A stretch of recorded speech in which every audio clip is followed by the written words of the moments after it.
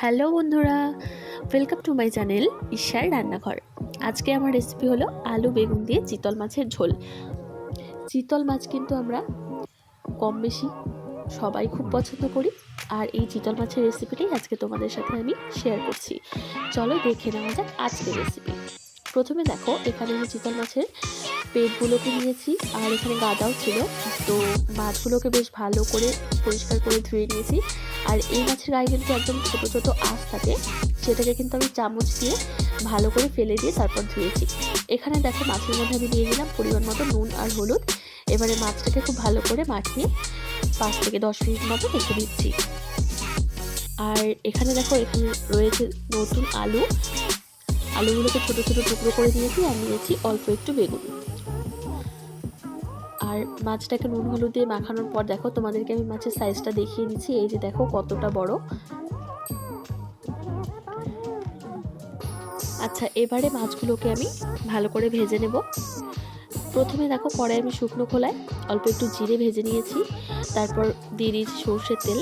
এবারে তেলটাকে ভালো করে গরম করে দুটো করে মাছ দিয়ে কিন্তু আমি ভেজে নিচ্ছি। বেশি করে মাছ দেওয়া যাবে না, তাহলে কিন্তু মাছগুলো ভেঙে যাবে। আর মাছগুলোকে কিন্তু খুব সাবধানে উল্টাতে হবে, না হলে ভেঙে গেলে কিন্তু দেখতেও ভালো লাগবে না একদম।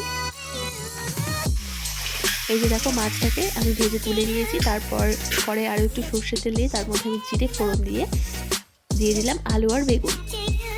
এবারে আলু বেগুনটাকে আমি হালকা করে একটু ভেজে নিচ্ছি 5 থেকে 7 মিনিট মতো।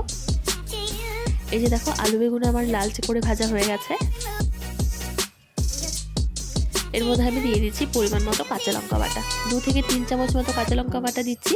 তারপর দিয়ে দিলাম 1 চামচ হলুদ, আর ছোট 4 চামচের দিচ্ছি 1 চামচ শুকনো লঙ্কা গুঁড়ো, আর দিয়ে দিচ্ছি পরিমাণ মতো নুন। এবারে এটাকে খুব ভালো করে আমি কষিয়ে নেব 5 থেকে 7 মিনিট মতো। আর এই মশলাটা তোমরা যত ভালো করে কষাবে, তত কিন্তু তরকারির টেস্টটা ভালো আসবে। তো গ্যাসের আঁচটাকে একটু কমিয়ে নিয়েই আমি লঙ্কার সাথে সবজিগুলোকে ভালো করে কষিয়ে নিয়েছি। তারপর দেখো, দিয়ে দিলাম পরিমাণ মতো জল। তারপর দিয়ে দেব মাছগুলো দিয়ে আমি 5 থেকে 10 মিনিট মতো ঝোলটাকে ভালো করে ফুটিয়ে নিয়েছি। অবশ্যই ঢাকা দিয়ে দিয়েছিলাম, আর নতুন আলু যেহেতু, তাই সেদ্ধ হতে কিন্তু খুব বেশি টাইম লাগে না। এই যে দেখো, আর আমি যেই জিরেটা বেটে রেখে দিয়েছিলাম, ওপর থেকে এবার জিরে বাটা দিয়ে 2 থেকে 3 মিনিট মতো রেখে নামিয়ে নিলেই কিন্তু রেডি আলু বেগুন দিয়ে চিতল মাছের ঝোল। আর গরম গরম ভাতের সাথে কিন্তু দুপুরে এই চিতল মাছ হলে মন্দ হয় না। ভিডিওটি কেমন লাগলো অবশ্যই কমেন্ট করে জানিও, আর ভিডিওটি ভালো লাগলে লাইক, কমেন্ট, শেয়ার, আর আমার চ্যানেলটাকে অবশ্যই সাবস্ক্রাইব করে দিও।